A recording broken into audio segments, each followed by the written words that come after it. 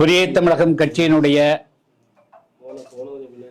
7வது மாநில மாநாடு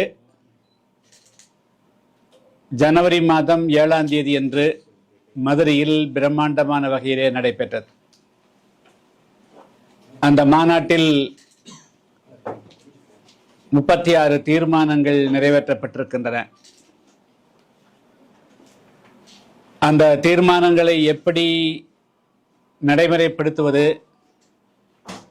புதிய தமிழகம் கட்சியினுடைய நிர்வாகிகள் அந்த தீர்மானத்தை உள்வாங்கிக் கொண்டு எவ்வாறு கிராமந்தோறும் பிரச்சாரம் செய்வது என்பது குறித்து விளக்குவதற்காகவும் 2026ஆம் ஆண்டு சட்டமன்ற தேர்தலில் புதிய தமிழகம் கட்சியினுடைய நிர்வாகிகள் எவ்வாறு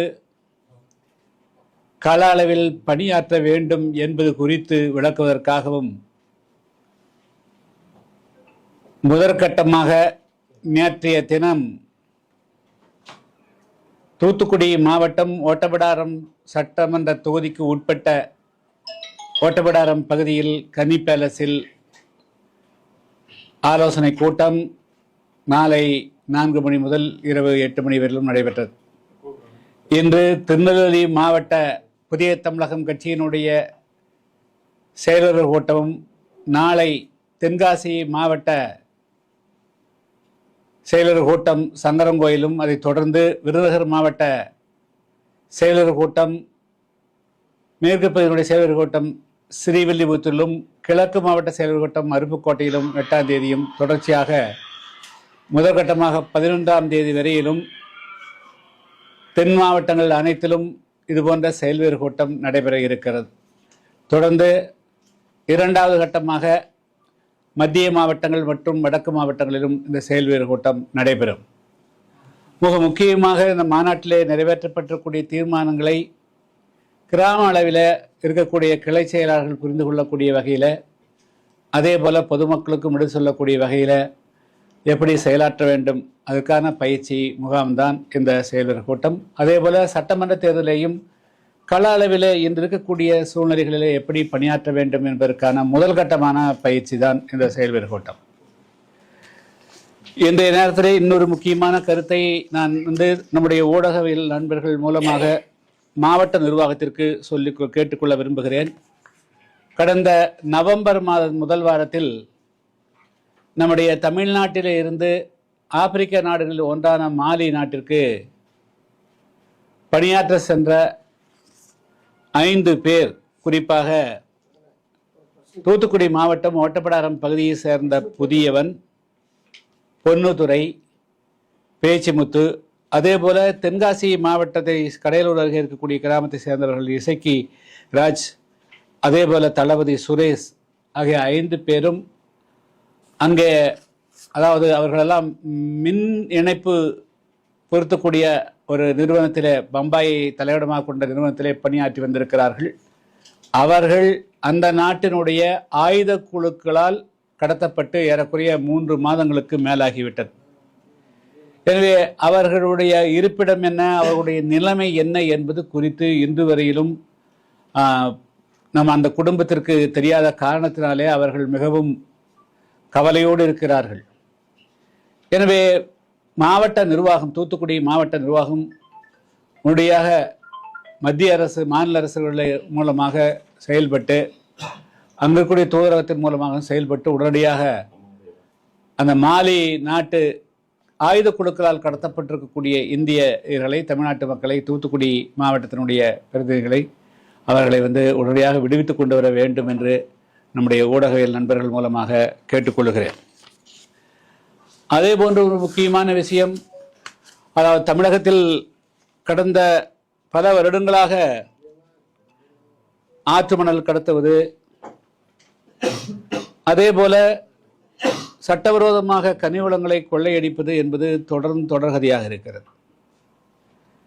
கடந்த 2 வருடங்களுக்கு முன்பு வல்லநாடு பகுதியில் மணல் கொள்ளையை தடுக்க முயற்சித்த ஒரு கிராம நிர்வாக அலுவலர் ரவுடி கும்பலால் வெட்டி படுகொலை செய்யப்பட்டார்.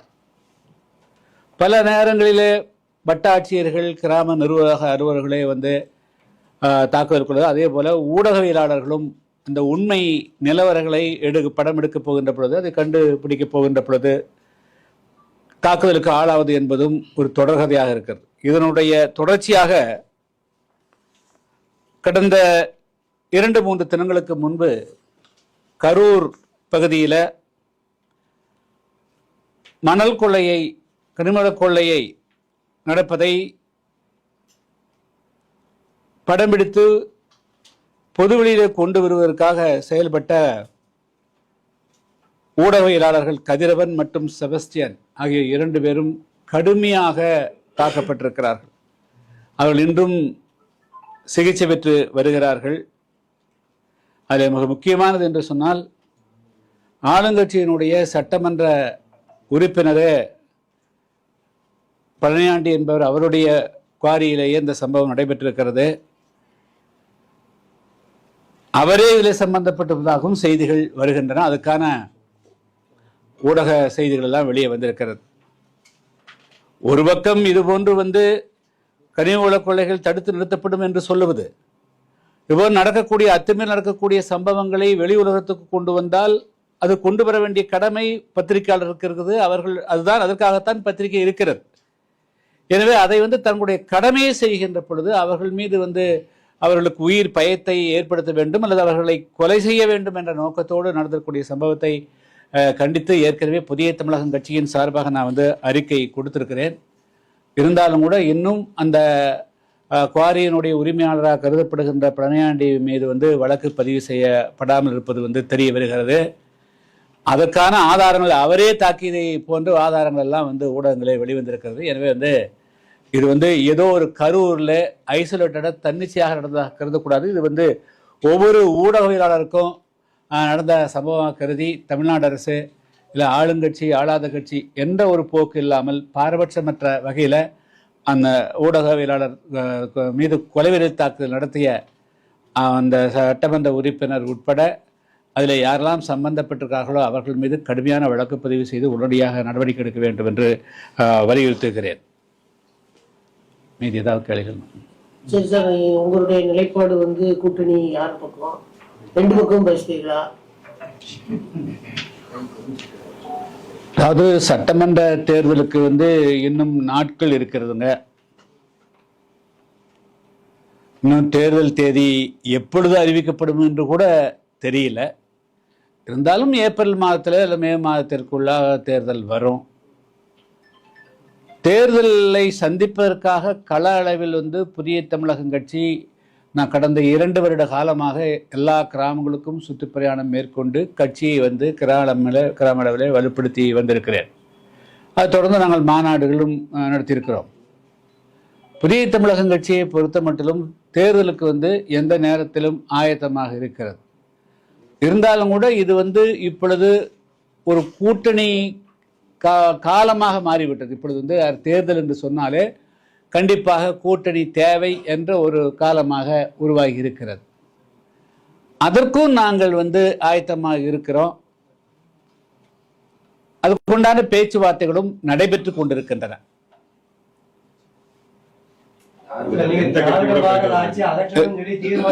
அதாவது எந்த கட்சியோடு என்பதை வந்து இப்பொழுது சொல்ல முடியாது, சொல்லவும் கூடாது. அது வந்து சொல்ல.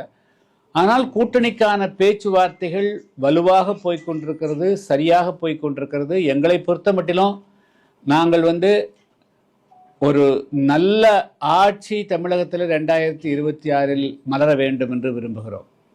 ஊழலற்ற ஆட்சி ஒன்று வரணும், கனிவள கொள்ளை இல்லாத ஆட்சி வரணும். தமிழ்நாட்டில் வந்து மதுவால் வந்து இளைஞர்கள் மிகப்பெரிய அளவுக்கு சீரழிந்து போயிருக்கார்கள், அதுக்கு வந்து ஒரு தீர்வு வரணும். அதே போல அரசு வேலைகளுக்கே பணம் பெற்றுக்கொண்டு வேலை கொடுக்கக்கூடிய ஒரு அவல்நிலை இருக்கிறது, அதுக்கு தீர்வு வரணும். பெரிய தொழிற்சாலைகள் வருகின்றன, ஆனால் உள்ளூர் இளைஞர்களுக்கு வேலை வாய்ப்பு இல்லை. ஸோ இது போன்ற பல்வேறு அம்சங்களை உள்ளடக்கிய நல்ல ஒரு அரசு இருக்கணும். அந்த அரசுல நாங்களும் பங்கு பெறணுங்கிறது தான் எங்களுடைய பிரதானமான நோக்கம். அதை நோக்கி வந்து நாங்கள் வந்து பேசி கொண்டிருக்கிறோம். அது வந்து என்ன கால அவகாசம் இருக்கிறதுனால வந்து நாங்கள் வந்து ஒரு வலுவான கூட்டணி, வெற்றி கூட்டணி அமையணுங்கிறதுல குறியாக இருக்கிறேன். சார் நீங்க கூட்டணி ஆட்சி வலியுறுத்துனீங்க, இப்போ வந்து மைல்டா இருக்கு. நான் இப்ப சொல்லிக்கிறேன் பாக்குறீங்களா, ஆட்சியில பங்கு பெற வேண்டும் நான் சொன்ன வார்த்தை சொன்னல. சொல்லு, நீங்க கேட்பீங்க தான் தெரியும், அன்பெல்லாம் கேட்பீங்க தெரியும். இல்ல அன்பெல்லாம் கேட்பா இல்ல, கொஞ்சம் அழுத்தம் இல்லையா அதுல? அதாவது உங்களுக்கு வந்து அதுல போதிய அழுத்தம் கொடுத்தா நாங்களும் பங்கு பெற வேண்டும்ங்கிறது அதனுடைய அருதான். அதுக்குள்ளதான் இருக்குது. அதாவது இல்ல அதாவது ஆட்சியில பங்கு பெறணுங்கிறது கெட்ட வார்த்தையா? எவ்வளவு அழகான வார்த்தை, எவ்வளவு பொருள் புரிந்த வார்த்தை. ஆட்சியில அனைவரும் பங்கு பெற வேண்டும் என்பதற்காக தானே ஏறக்குறைய 200 ஆண்டு காலம் வந்து இந்தியாவில் வந்து சுதந்திரம் போராட்டம் நடந்தது. அதுங்க சுதந்திர போராட்டம் இருக்கு, ஆங்கிலேயர் மட்டுமே ஆள்றீங்க, நாங்களும் ஆளணுங்கிறது தானே, அதுதானே நோக்கம். சரி டாக்டர், இப்போ அதுல ஒண்ணு இல்ல, கூட்டணி ஆட்சி இங்க நீங்க வலியுறுத்துறீங்க. அப்படிங்கும் போது அதிமுக ஆட்சியில பங்குடும், அதாவது ஆமா ஆட்சியில பங்கு. அப்போ அதிமுகவும் வழி இல்ல, திமுக கூட்டணியும் வழி இல்லைன்னா அப்போ விஜய் கூட போறீங்களா? நான் வந்து இப்ப வந்து நான் எல்லாம் நிறந்த முடிவாகி போச்சா? எல்லாம் முடிவாகி போச்சா? கூட்டணி எல்லாம் முடிவாகி போச்சா? இன்னும் நாள் இருக்குதுங்க, இன்னும் நாள் இருக்குது. பொறுமையா இருங்க, எல்லாம் நல்லபடி நல்லது நடக்கும். ஒரு பேக்கம் இல்லையே, பொறுமையா இருக்கிறோம். அதாவது ஒரு குடிசை கட்டுறதுன்னா ஒரே நாள் கட்டி முடிச்சிடலாம், ஒரு சின்ன வீடு கட்டுறதுனா 6 மாசம் சொல்லலாம். ஒரு பெரிய கோட்டை பெருசை உருவாக்குற போது அதுக்கு உண்டான கால அவகாசம் வேணும் இல்லையா? நல்ல ஒரு வலுவான கூட்டணி இருக்குன்னு நினைக்கிறோம். அந்த கூட்டணி வந்து அந்த கூட்டணியில் குறைந்தபட்ச அம்சம் நாங்களும் இந்த மக்களிடத்தில் சொல்லக்கூடிய பல கருத்துக்கள் அதில் வந்து இடம்பெறும் நினைக்கிறோம்.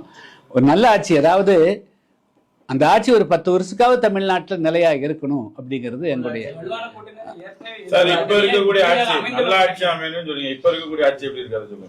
அது அப்படின்னா தான் நான் ஓப்பனா சொல்லிட்டு போயிடுவோமே, அப்ப அது இவ்வளவு தூரம் பேச வேண்டிய அவசியமே இருக்காது. இல்லைங்க, அதாவது தமிழ்நாட்டு மக்கள் மாற்றத்தை விரும்புகிறார்கள். தமிழ்நாட்டு மக்கள் மாற்றத்தை விரும்புகிறார்கள். அந்த மாற்றம் என்பது வெறும் இயந்திரத்தனமான மாற்றமாக இருக்கக்கூடாது. அந்த மாற்றத்தில் பொருள் இருக்கணும், அர்த்தம் இருக்கணும், இந்த மக்களுக்கு நல்ல பலன் கிடைக்கணும், இளைஞர்களுக்கெல்லாம் வேலை வாய்ப்பு கிடைக்கணும், எல்லாருக்கும் வந்து சமத்துவம், ஈக்குவாலிட்டி அண்ட் ஈக்குவிட்டி எல்லாமே வந்து சமமாக வந்து பங்கிட்டு கொடுக்கக்கூடிய ஆட்சியாக இருக்கணும். அதுதான் வந்து எங்களுடைய பிரதானமான கொள்கை. எனவே அந்த கொள்கையில் நாங்கள் வந்து உறுதியாக இருக்கிறோம். ஆட்சிங்கிறது வந்து இவங்களை போயிட்டு அவங்க அந்த ஆட்சி வந்தால் எல்லாரும் சுபிட்சமாக்குறாங்களா அப்படிங்கிற ஒரு ஆட்சி அமையணுங்கிறது தான் எங்களுடைய பிரதானமான கொள்கை. இல்லை என்ன அதெல்லாம் நாங்கள் வந்து இப்போ பேசிட்டு இருக்கிறவங்க, எங்களுடைய கட்சி உங்களுக்கு தெரியும். நாங்கள் வந்து தூத்துக்குடி மாவட்டத்தில் எல்லா சட்டமன்ற தொகுதிகள்லையும் எங்களுக்கு வலுவான வாக்கு இருக்குது. திருநெல்வேலி திருநெல்வேலி மாவட்டத்திலையும் எங்களுக்கு வந்து எல்லா தொகுதிகள்லையுமே கணிசமான வாக்குகள் இருக்கிறது. தென்காசி மாவட்டம்னா இருக்கிறது, விருதுநகர் மாவட்டத்தில் இருக்கிறது. அதாவது வெறும் ரிசர்வ், பல பேர் என்ன நினச்சிக்கிறாங்க, ரிசர்வ் தொகுதி மட்டும் பொது தொகுதி இருக்கக்கூடிய எங்களுடைய வாக்கு வங்கியை யாருமே சொல்றதே இல்லை. அதுதான் பிரச்சனையே. இங்க இருக்கக்கூடிய வந்து நாங்கள் ஓட்டப்படாரம் மட்டும்தான் அப்படிங்கிற பார்க்கக்கூடாது. அண்டை தொகுதிகளான வந்து கோவில்பட்டியில் எங்களுடைய வாக்கு வங்கிக்கு இதுக்கு இதே ஓட்டப்படாத அளவுக்கு வந்து கோவில்பட்டியிலேயும் செல்வாக்கு இருக்குது. இதே விளாத்திக்குளம் தொகுதி இருக்குது, இதே ஸ்ரீவண்டம் தொகுதி இருக்குது. வேணா திருச்செந்தூர் தொகுதி கொஞ்சம் குறைவாக இருக்கலாம், ஆனால் தூத்துக்குடி தொகுதியில் கொஞ்சம் குறைவாக இருக்கலாம். ஆனால் மற்ற தொகுதிகள் நாங்கள் வந்து மிக வலுவாக, திருநெல்வேலி சட்டமன்ற எடுத்துட்டிங்கன்னா அங்கே வந்து இன்னும் எல்லா தொகுதிகளிலுமே வலுவாக இருக்கிறோம். அதே போல் ஒவ்வொரு சட்டம் வந்து அதாவது ரிசர்வ் தொகுதிகளை காட்டிலும் பொது தொகுதியில் எங்களுடைய வாக்கு வங்கிகள் அதிகமாக இருக்குது. ஸோ இதையெல்லாம் கணக்கிலே வைத்து தான் நாங்கள் வந்து எல்லா விஷயத்தையும் நம்ம பேசுகிறோம்.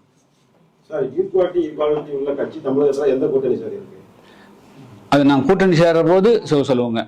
அதாவது கட்சி இல்லாட்டியும் கூட அந்த கொள்கைகள் எப்படி வந்து ஈக்குவாலிட்டி அண்ட் ஈக்விட்டி கொண்டு வரணுங்க, அதான ஆப்ஜெக்டிவாக இருக்க முடியும். நாங்கள் எதுக்கு கட்சி அந்த சமுதாயத்தில் ஏழை பணக்காரக்கூடிய இடைவெளிகள் குறைக்கப்படணுங்க. ஒருத்தர் வந்து மாதம் 5000 ரூபா தான் சம்பாதிக்கக்கூடிய அளவுக்கு ஒருத்தர் 5 லட்சம் 50 லட்சம் சம்பாதிக்கக்கூடிய இருக்கக்கூடாது. எல்லா இடைவெளிக்கும் குறைக்கப்படணும். எல்லாருடைய வாழ்வாதாரங்களும் மேலே வரணும். இதுதான் வந்து புதிய தமிழகம் கட்சியினுடைய ஆத்மாத்மான கொள்கை, வேற எதுவுமே இல்லை.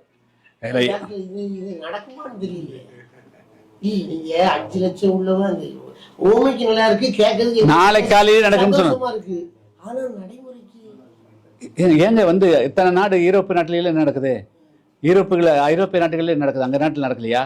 ரஷ்யாவில் இல்லையா? எல்லா நாட்டிலையும் இல்ல, அங்க இருக்கக்கூடிய அங்க அதான் சொல்லுங்க, வித்தியாசம் நீங்க ஒரு 10,000 ரூபாய்க்கும் 8,000 ரூபாய் 2,000 டிஃபரன்ஸ் இருக்குது. ஆனா 10,000 500 1000 ரூபாய் இல்லை, இவ்வளவு வித்தியாசம் இல்லை. ஸோ எங்களுடைய கொள்கை இதை எல்லாத்தையும் சமப்படுத்தணும், எல்லாருடைய வருமானமும் சமமாகணும், எல்லாருடைய வாழ்வாதாரம் உயரணுங்கிறதா எங்களுடைய நோக்கம். இல்லை, அது எல்லாமே நாங்கள் இப்போ என் கட்சி மாநில உயர்மட்ட குழு இருக்குதுங்க, மாவட்ட நிர்வாக குழு இருக்குது. எல்லாரும் உட்கார்ந்து எந்த தொகுதிகள் எங்களுக்கு நாங்கள் வாய்ப்புகள் அதிகமாக இருக்குது, எதில் நாங்கள் குறிப்பாக நாங்கள் தென் தமிழகத்தில் தொடர்ந்து பல வருஷங்களாக தென் தமிழகத்தில் தொழில் வளம் வளரணும்னு நாங்கள் குரல் கொடுக்குறோம். புதிய தமிழக கட்சி தான் 10 மனித சங்கிலியே மதுரையிலிருந்து திருநெல்வேலியிலும், மதுரை குற்றாலம், மதுரை தூத்துக்குடி வரையிலும் மனித சங்கிலியை நாங்கள் நடத்திக்கிறோம். ஸோ தென் தமிழகத்தினுடைய ஃபோக்கஸ் தான் எங்களது அதிகமாக இருக்க முடியும். அதனால் தென் தமிழகத்தினுடைய வளர்ச்சிக்காக, முன்னேற்றத்துக்காக தென் தமிழகத்தில் அதிகமான பிரதிநிதிகள் நாங்கள் போட்டியிடுவோம். பிற பகுதிகளிலையும் பரவலாக எல்லா பகுதியிலும் இருக்கும். டாக்டர் முடிஞ்சு போச்சு எல்லாமே. இது வேஸ்ட். எதுங்க இந்த பிரஸ் மீட் எல்லாமே முடிச்சிட்டே நீங்க. என்னது தென் தமிழகத்துல அதிகமான்ட்டிய இல்ல, அதெல்லாம் இல்லன்ட்டிய இல்ல, எல்லாமே முடிச்சாச்சு டாக்டர். சொன்னது வேணா ஒரு 10 நாள் கழிச்சு சொல்லுவீங்க. இது என்னது டாக்டர்? தென் தமிழகத்துல அதிகமா போட்டு வேண்டிய இல்ல, அதான் எங்களுடைய பெரிய கட்சி இல்லன்ட்டு அப்ப விஜய் தான் நினைக்கிறேன். நீங்க அப்படி இல்லை, அதாவது போட்டு வாங்க கூடாது. நாங்க பேச்சுவார்த்தையில இருக்கிறோம் ஆச்சுங்களா. நாங்கள் தமிழ்நாட்டில் நாங்கள் போட்டிட்டா நான் போய் சென்னையில் போட்டிடுன்னு சொல்லுவது சரியா இருக்காது ஆச்சுங்களா. நான் விழுப்புரத்தில் போட்டிடுன்னு சொல்லுவது சென்சிபிளாக இருக்காது. நான் திருவண்ணாமலையில் போட்டுன்னு சொன்னால் சென்சிபிளாக இருக்காது. ஸோ அதனால ப்ராக்டிக்கலாக என்னவோ அதை நான் சொல்கிறேன். இல்லை, அதுக்குள்ள இந்த ஓட்டப்படாத மட்டும்தான் இது நீங்கள் அழுத்துவீங்களா ஒரு அணியில்? ஆனால் நீங்கள் அங்கே உங்களுக்கு இந்த சைடு இல்லாமல் எல்லாம் பேச்சு நடந்துட்டு இருக்குன்னு டெஸ்கில் உட்காந்து எழுத வேண்டியதுங்க, டெஸ்கில் உட்காந்து எழுதிட்டே இருக்க வேண்டியது. நாங்கள் ப்ராக்டிக்கலாக நடைமுறையில் வின்வின், நாங்கள் கூட்டணி சேரக்கூடிய அவருடைய வாக்கும் எங்களுக்கு வரணும், எங்களுடைய வாக்கும் அவங்களுக்கு பயனடையணும், எல்லாம் ஒட்டுமொத்தமாக வெற்றி பெறணும். ஆட்சி மாற்றத்தில் புதிய தமிழகத்தினுடைய பங்கு அதிகமாக இருந்துங்கிற அளவுக்கு வரணும். This is the concept. அதாங்க எழுதிக்கலாங்க, நிறைய உட்காந்து எழுதிக்கலாங்க ஆச்சுங்களா. அதெல்லாம் இருக்குதான் செய்யும், அவங்ககிட்ட எல்லா பவர் இருக்குது, இதை செய்வாங்க. அதெல்லாம் இன்னும் 2-3 காலம் இருக்குதுங்க. மக்கள் நிச்சயமாக கடந்த எல்லாவற்றையும் அலசி ஆராய்ந்து தமிழ்நாட்டு மக்கள் முடிவெடுப்பார்கள், முடிவெடுக்கக்கூடிய சூழ்நிலைகள் வரும். பாஜக அதிமுக எல்லாமே திமுக ஆட்சியில் சட்டம் ஒழுங்கு மோசமா இருக்காங்க, நீங்க அதை என்ன சொல்றீங்க? இல்லை, நாங்கள் எங்களுடைய எல்லாமே நாங்கள் தீர்மானத்தில் நாங்கள் 36 தீர்மானத்தில் நான் தெளிவாக தமிழ்நாட்டுடைய இன்றைய பிக்சர் என்னன்னு நான் கொடுத்துருக்குறேன். அதுக்காக உங்கள்கிட்ட கொடுத்தேன். இல்லை இல்லை, அதை டைவர்ட் பண்ண வேண்டாங்க. இன்னைக்கு நம்ம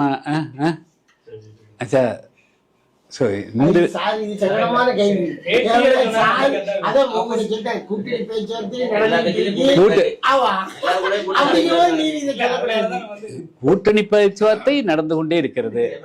விரைவில் நல்ல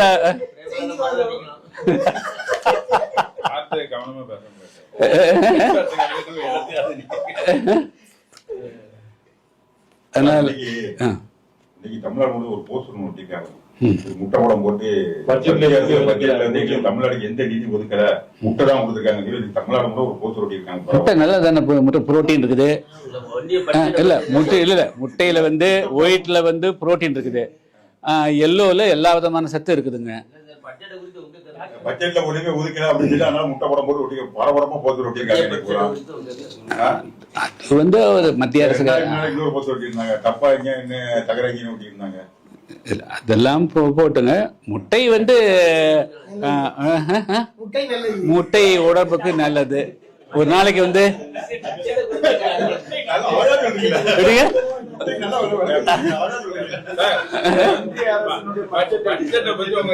நீங்க முட்டையை பத்தி கேட்டீங்க, இல்ல, முட்டை முட்டை முட்டையை பத்தி கேட்டீங்க, முட்டைக்கு விளக்கம் கொடுத்தாச்சு. வெள்ளைக்கரு சாப்பிடலாம், மஞ்சக்கரு சேர்த்து சாப்பிட்டா ரொம்ப நல்லது.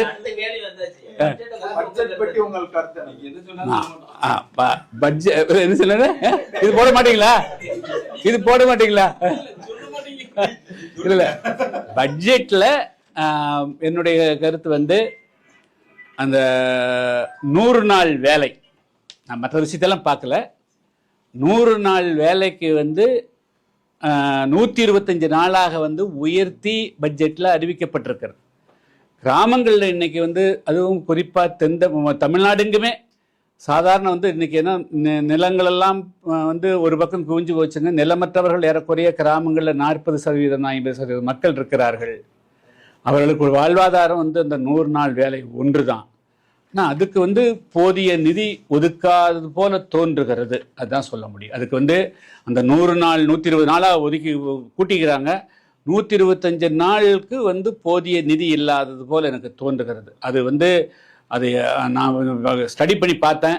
அதுக்கு வந்து 125 நாள் உத்தரவாதமும் வந்து அதிகாரிகள் தான் தீர்மானிக்கிறாங்க. அந்த விஷயத்துல ஒரு குறை இருக்கிற மாதிரி தெரியுது. மற்ற விஷயங்கள்லாம் வந்து அது நீண்ட நாள் கணக்குங்கிறாங்க, அதுக்குள்ளேலாம் நான் போகலை. ஆனால் 125 அந்த 100 நாள் வேலை திட்டத்தில் ஒதுக்கப்பட்டிருக்கிற நிதி போதாதுங்கிறது என்னுடைய பார்வை. ஆமாம், அதுதான் பார்வை. சார் வந்து யாராவது ஒரு ஆள் நின்னாங்கன்னு சார் நிற்பாங்க, எங்க கட்சியில இருந்து நிற்பாங்க சார். வெற்றி பெறக்கூடிய ஆள் நிற்பாங்க சார். அச்சா பையன் பேசுறப்ப அவளும் சொல்லியிருப்பாரு. எப்படி எப்படி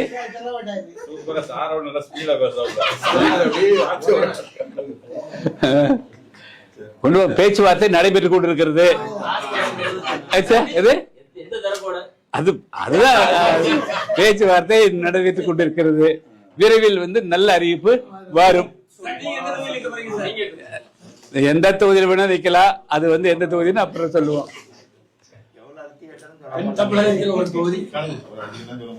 பாராளுமன்றத்துல கமலஹாசன் கன்னி பேச்சை பத்தி நீங்க என்ன நினைக்கிறீங்க? மொத்தமா டைவர்ட் ஆகி போயிருமே.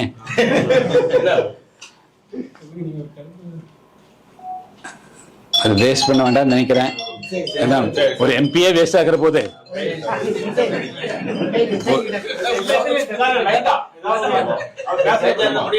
அது முடியட்டும். ஓகே.